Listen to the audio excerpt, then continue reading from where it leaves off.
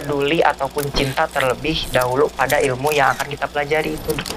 Maka ketika kita mencintai terhadap ilmu yang kita ingin pelajari, maka insya Allah gitu apakatnya tingginya derajat seorang pemuda itu diukur dari seberapa kuat tekadnya. Maka barang siapa yang memiliki tekad yang kuat, lirofi wan naswi wajar rina solah ka'rib bina pa innana nilna minah. Jadi kita itu harus memiliki ketiga unsur. Yang pertama ada ulah cicing dina hayang, tapi kudu cicing dina kudu. Artinya adalah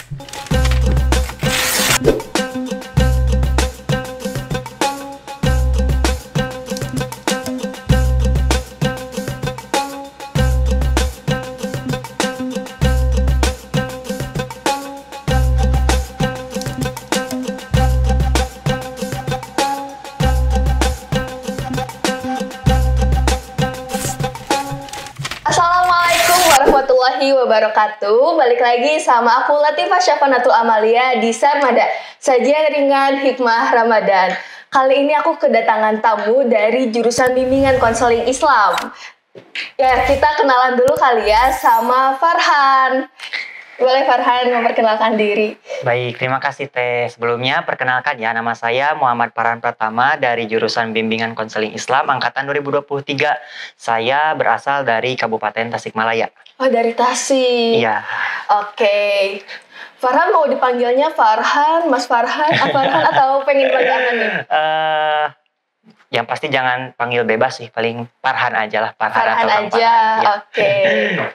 Farhan kan ada istilah tak kenal maka tak sayang atau tak kenal maka tak aruh gitu. Iya.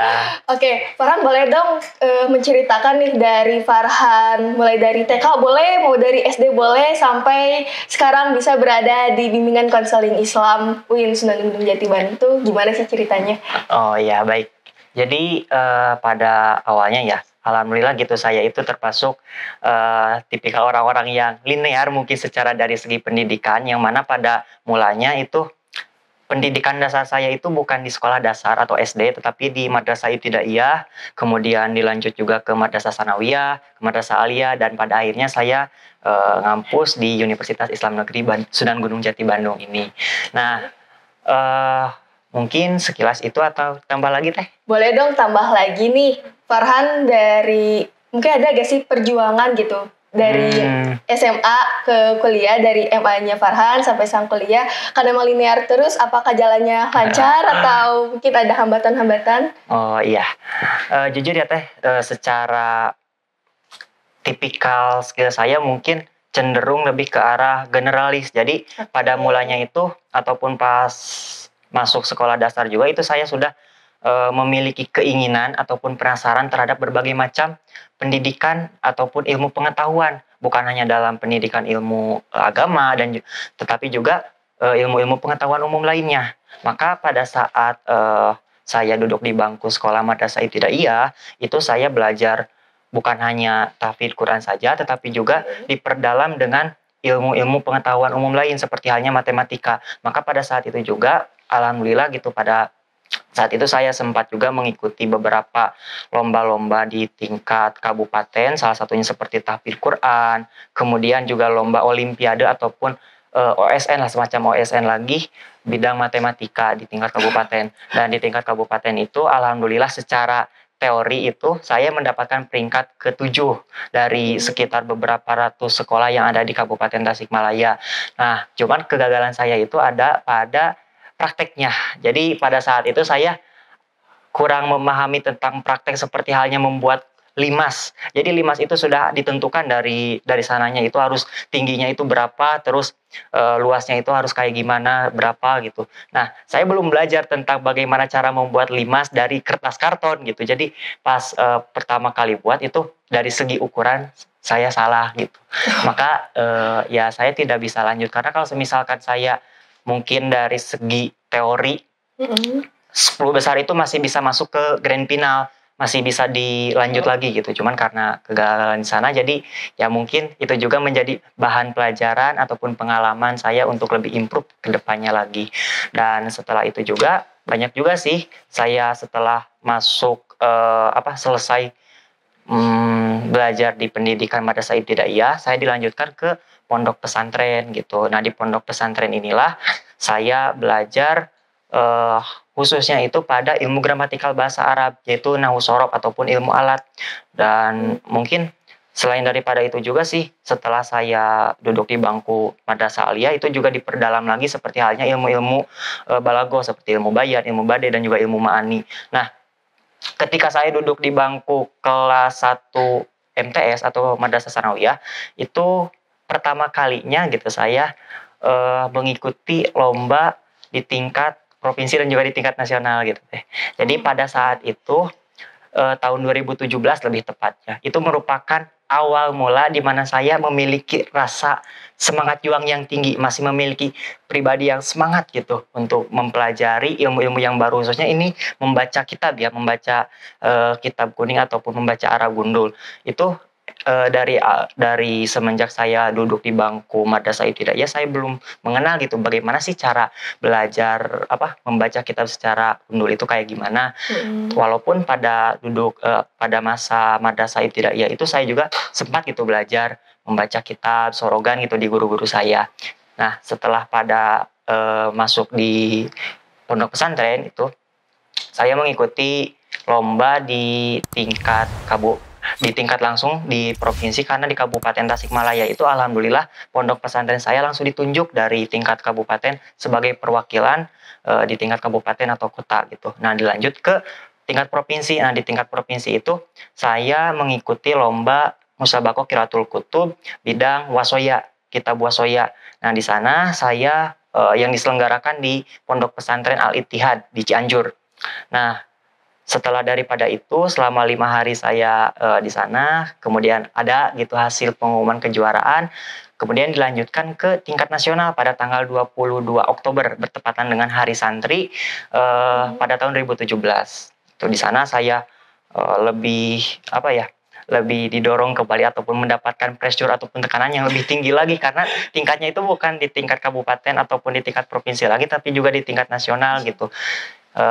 Dan pada saat itu juga alhamdulillah saya mendapatkan juara harapan kelima dari tingkat nasional. Mungkin itu sih sekilas terkait dengan prestasi saya dari awal pendidikan dasar sampai ke tingkat menengah gitu. Iya, oke. Sampai punya prestasi yang cukup besar ya sampai tingkat nasional. Mungkin Ikhwan Mandala di sini tuh banyak yang belum tahu apa sih itu Musabaqah Qiraatul Kutub itu apa? Boleh dong diceritain? Jadi Musabaqah Qiraatul Kutub itu adalah lomba membaca kitab. Nah, jadi jadi di dalam isi perlombaan itu adalah kita bagaimana cara kita bisa membaca kitab gundul ataupun Arab gundul. Karena banyak gitu sekarang kan mungkin dengan berkembangnya teknologi ataupun berkembangnya globalisasi di era sekarang ini, pasti gitu banyak muncul terjemahan dari kitab-kitab yang berbahasa Arab. Cuman yang aslinya itu, kitab-kitab yang aslinya itu pasti tidak memiliki baris harkat ataupun i'rab kayak gitu. Nah, makanya sebagai seseorang yang mungkin perlu itu untuk melanjutkan tradisi dalam mempelajari ilmu gramatikal bahasa Arab, membaca kitab gundul, maka saya lebih berfokus pada bagaimana gitu cara kita membaca kitab gundul itu. Jadi membaca kitab gundul itu memang agak susah gitu pas awal-awal terbiasa mah. Cuman setelah kita belajar kaidah-kaidah hukumnya itu seperti apa, maka kita juga perlahan bisa kemudian ditambah dengan ilmu lughah ataupun kosakata, pembendaharaan kosakata kita diperbanyak, barulah kita bisa membaca kitab gundul gitu. Nah, di dalam lomba Musabaqah Qiraatul Kutub juga itu seperti halnya perlombaan pada umumnya gitu, ada dewan jurinya, kemudian dewan jurinya itu mengajukan beberapa pertanyaan pada kita, misalnya bagaimana kedudukan kalimat ini seperti apa, kedudukan kalimat ini menjadi apa, entah itu mubtada ataupun khobar dan lain sebagainya gitu. Terus apa sih gitu terjemahan ataupun makna dari kalimat tersebut, dijelaskanlah oleh kita. Mungkin sekian. Oke. Untuk mau nanya juga nih soal dukungan. Ya. Dukungan dari keluarga ataupun orang-orang sekitarnya itu gimana sih? Apa ngedukung atau pernah ada percekcokan dari situ? Alhamdulillah ya, selama saya sampai saat ini juga saya mendapatkan support yang sangat kuat gitu, baik dari keluarga maupun juga teman-teman dekat saya. Nah, yang lebih utama sih dari keluarga saya sih, khususnya gitu, kakak saya dan juga ibu dan ayah saya. Jadi jarang sih saya mendapatkan perlakuan yang kurang menyenangkan dari orang tua saya. Kalaupun semisalkan saya mendapatkan kayak hukuman-hukuman itu, ya mungkin karena kesalahan dari diri saya pribadi. Jujur ya, dulu itu memang termasuk saya itu tipikal orang yang dididik oleh orang tua saya sebagai orang-orang yang dididik secara keras gitu oleh orang tua saya, dididik secara disiplin. Maka motivasi saya ataupun hal tersebutlah yang membentuk mental baja dan mental kuat bagi diri saya sendiri gitu teh. Oke, berarti harus punya mental-mental yang kuat gitu ya. Iya. Apalagi sekarang ada di jurusan bimbingan konseling Islam. Benar. Lebih-lebih.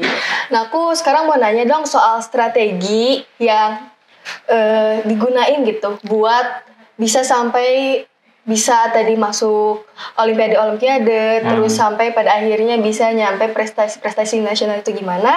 Tapi mungkin kita lanjut di segmen berikutnya ya. Ya.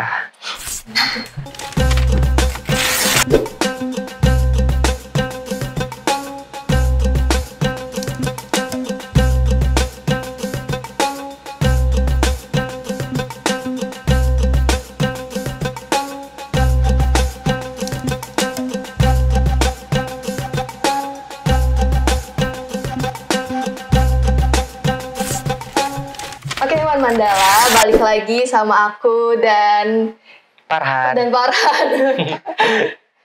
Mungkin bisa ya dijawab soal tadi strategi-strategi bisa nyampe masuk Olimpiade ataupun lomba-lomba yang diikutin gimana? Ya, untuk strategi sih lebih ke arah pertama ya, dari menurut pendapat saya pribadi pasti gitu, strategi ataupun teknik setiap orang itu berbeda-beda. Cuman bagi saya pribadi itu lebih ditekankan pada rasa penasaran kita ataupun cara bagaimana kita bisa menumbuhkan penasaran terhadap berbagai macam pengetahuan yang kita tuju gitu. Jadi ketika kita ingin mempelajari terhadap suatu bidang keilmuan, maka alangkah baiknya kita itu harus peduli ataupun cinta terlebih dahulu pada ilmu yang akan kita pelajari itu. Maka ketika kita mencintai terhadap ilmu yang kita ingin pelajari, maka insya Allah gitu tekad yang kita miliki juga pasti akan menyusul, ataupun tekad kita juga menjadi semakin kuat gitu. Karena bagi saya pribadi gitu, salah satu kutipan-kutipan yang menurut saya itu relevan dengan kehidupan pribadi saya itu ada di dalam beberapa kitab-kitab ataupun buku-buku, yang salah satu syairnya itu menyatakan bahwa idil patah hasbati qadihi rufi wa kullu man lam ya'taqid lam yantafi. Nah, pada hakikatnya tingginya derajat seorang pemuda itu diukur dari seberapa kuat tekadnya. Maka barang siapa yang memiliki tekad yang kuat, maka pemuda tersebut akan mendapatkan manfaat. Mungkin sekian teh dari saya. Oke. Kalau misalkan ngomongin soal tekad nih, ya, ada gak sih goyang-goyang ataupun kayak di tengah jalan tiba-tiba Farhan ngerasa kayak capek atau kayaknya nyerah aja deh gitu? Pernah gak sih ada rasa-rasa kayak gitu? Untuk perasaan seperti itu sih enggak sih. Kalau perasaan kayak gitu mah paling terkadang saya memiliki perasaan bosan mungkin ya. Bosan. Jadi bosan itu maksudnya kembali lagi pada poin yang tadi, saya itu penasaran dengan berbagai macam ilmu pengetahuan gitu. Bukan hanya dalam pengetahuan bidang agama, tetapi juga pengetahuan di bidang umum gitu. Maka ketika saya sudah mencapai ataupun sudah mempelajari terhadap suatu bidang, saya juga harus lari kepada bidang-bidang yang lain. Dinamis lah gitu, fleksibel. Ketika saya dibutuhkan menjadi seorang perwakilan ataupun delegasi dari KSM, jadi dulu itu pada tahun 2021 atau 2022, pada tahun 2022 juga itu saya diberikan kesempatan gitu oleh pihak sekolah saya untuk menjadi perwakilan dari sekolah saya, menjadi peserta lomba KSM, kompetisi sains madrasah bidang geografi, yang pada saat itu kabupaten, alhamdulillah kabupaten dan kota saya juga alhamdulillah mendapatkan peringkat pertama, kemudian dilanjutkan gitu di tingkat provinsi mendapatkan peringkat yang ketujuh lagi gitu. Oke. Kalau misalkan gimana sih cara belajarnya? Kan kalau misalkan Farhan itu aku lihat lebih banyaknya yang soal akademisnya daripada yang non akademisnya. Gimana sih cara belajarnya? Mungkin Iwan Mandali sih pengen tahu cara belajar yang lebih efektif dari Farhan sendiri itu gimana? Dari saya sendiri mungkin pertama ya, saya itu menerapkan unsur-unsur yang diterapkan juga di pondok pesantren yang terdahulu. Ada salah satu moto gitu di pondok pesantren itu, lirobi wan nasbi wajar rina solah ka'rib bina pa innana nilna minah. Jadi kita itu harus memiliki ketiga unsur. Yang pertama ada ropa, nasob, dan juga hopad atau jar. Nah, ropa ini diidentikan ataupun secara bahasa itu memiliki arti meninggikan. Nah, meninggikan di sini bukan berarti kita harus memiliki ego yang tinggi, tetapi justru meninggikan di sini adalah meninggikan cita-cita ataupun keinginan kita. Barulah setelah kita memiliki cita-cita yang tinggi, kita harus dibarengi dengan nasob. Nasob itu secara bahasa itu artinya al-istiqomatu atau konsisten. Maka ketika saya sudah memiliki cita-cita yang tinggi, saya dilanjutkan dengan kemampuan saya ataupun habituasi saya dalam belajar dengan cara konsisten dan juga disiplin gitu. Kemudian yang ketiga itu adalah hopad. Hopad itu secara bahasa juga bisa diidentikan sebagai rendah hati. Makanya hopad ataupun JR itu salah satu tanda dari i'rab hopad itu kan ada JR atau kasroh. Nah, kasroh itu baris atau harkatnya itu di atas atau di bawah teh? Di atas.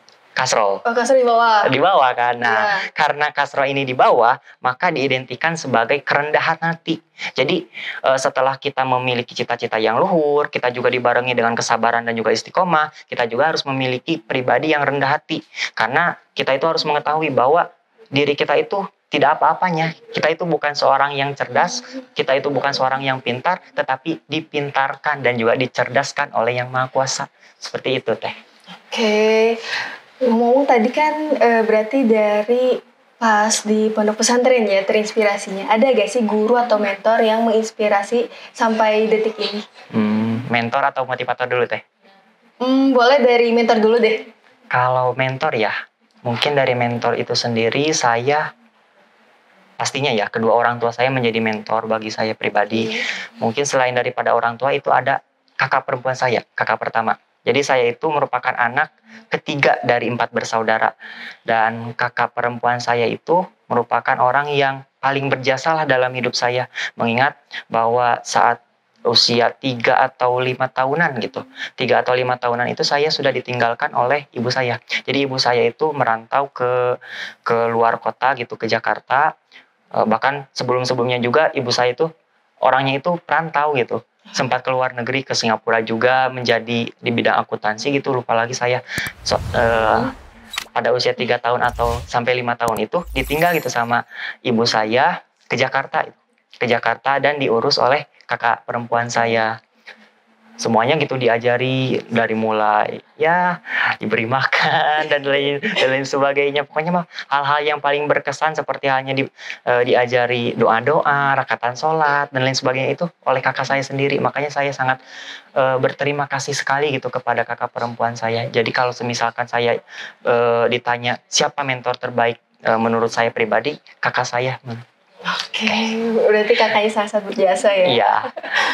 Kalau dari motivator sendiri ya Teh, bagi saya pribadi motivator yang paling berkesan bagi hidup saya itu adalah Imam Syafi'i dan juga Al-Khwarizmi, Abu Musa Al-Khwarizmi.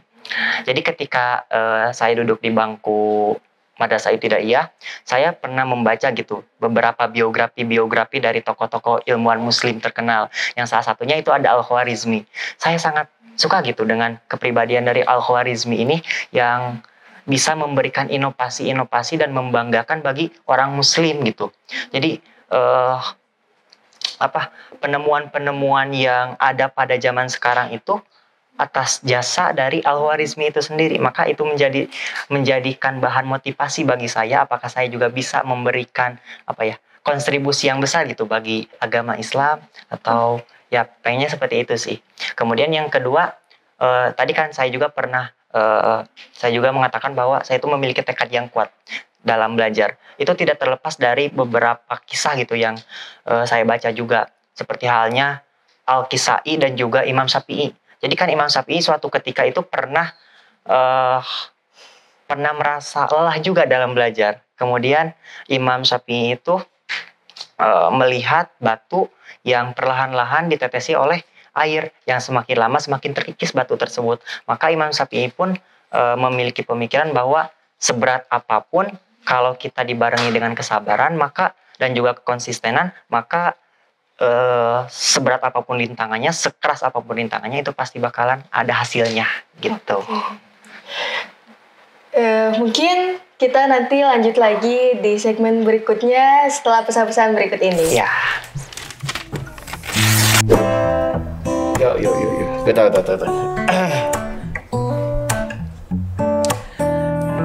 Na na na na na na na na.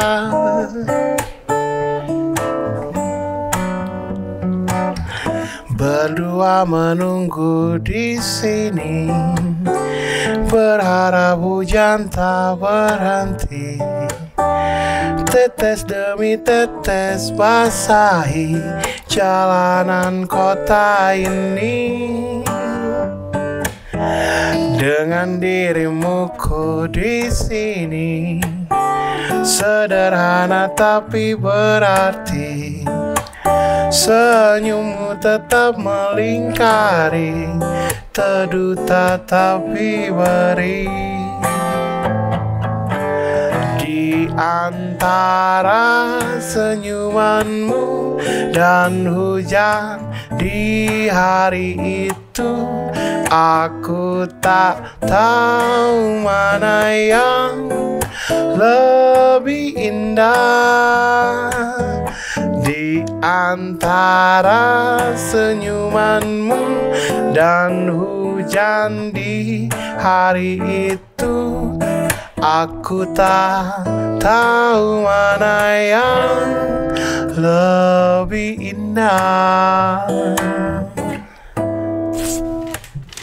Iwan Mandala balik lagi sama aku Latifah dan Farhan. Di segmen terakhir ini kita bahas soal Ramadan-Ramadanan ya. Iya. Farhan, gimana nih puasa mulai pertengahan? Ya, alhamdulillah lancar. Okay. Ya, mungkin banyak sih kendala-kendala ataupun problem-problem, cuman ya kita simpan saja lah itu mah. Di balik layar ya teh. Oke.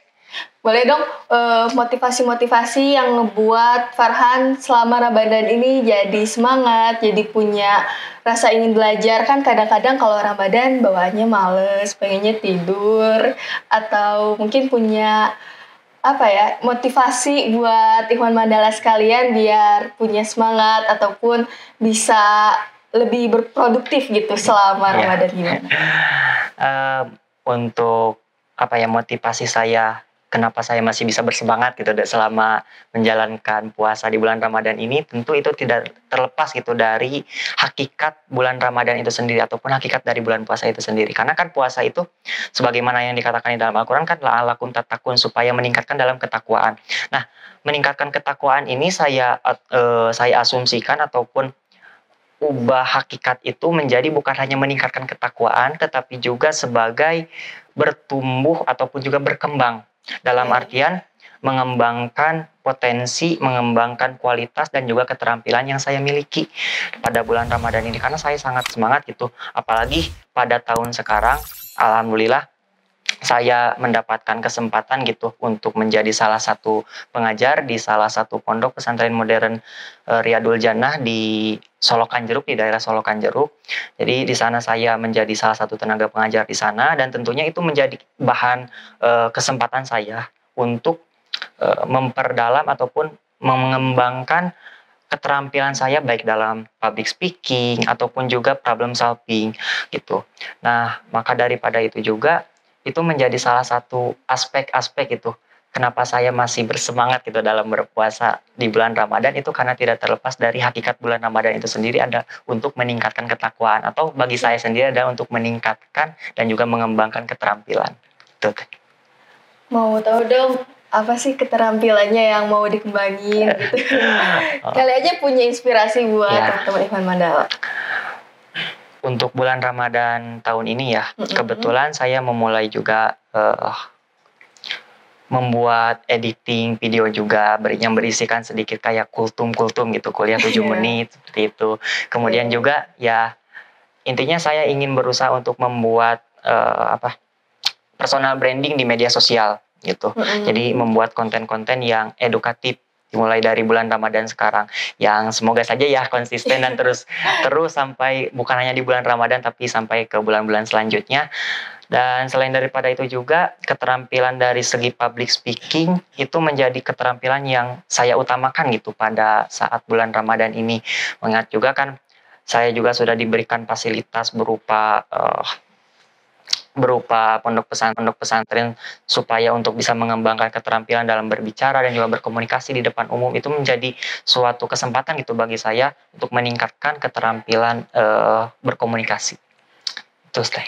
Oke, mungkin untuk yang terakhir nih, ada gak sih kata-kata atau quotes yang bisa Farhan kasih buat teman-teman Ikhwan Mandala buat penutupnya? Buat penutupnya ya, mungkin dari segi quotes lebih ke peribahasa Sunda sih. Ya, boleh. Boleh gak peribahasa Sunda? Karena saya orang Sunda asli tuh ya, orang Sunda asli, jadi ngambil yang Sunda-Sunda aja. Sunda-Sunda aja. Jadi isi dari quotes ataupun peribahasa Sunda itu mengatakan bahwa ulah cicing dina hayang tapi kudu cicing dina kudu. Artinya adalah kita tidak boleh melakukan suatu hal karena keinginan, tetapi kita harus melakukan suatu hal karena kewajiban. Jadi ataupun keharusan. Nah, maka daripada itu ketika saya ingin melakukan sesuatu, itu bukan didasarkan, awal mulanya itu bukan berdasarkan dari keinginan saya pribadi, tetapi berdasarkan dari kewajiban saya ataupun keharusan saya. Misalkan saya seperti yang tadi ya, ingin tadi kan sempat belajar tentang matematika dan lain sebagainya, itu bukanlah sebagai keinginan buat diri saya pribadi, tetapi keharusan untuk memajukan ataupun mengembalikan peradaban muslim menuju golden era-nya lagi gitu, masa keemasannya lagi. Seperti itu, Kak. Oke, terima kasih ya Farhan atas pertanyaan-pertanyaan hari ini yang telah tersampaikan. Oke, Ikhwan Mandala, mungkin cukup sekian episode dari Farhan di Sarmada kali ini. Jangan lupa like, komen, dan subscribe.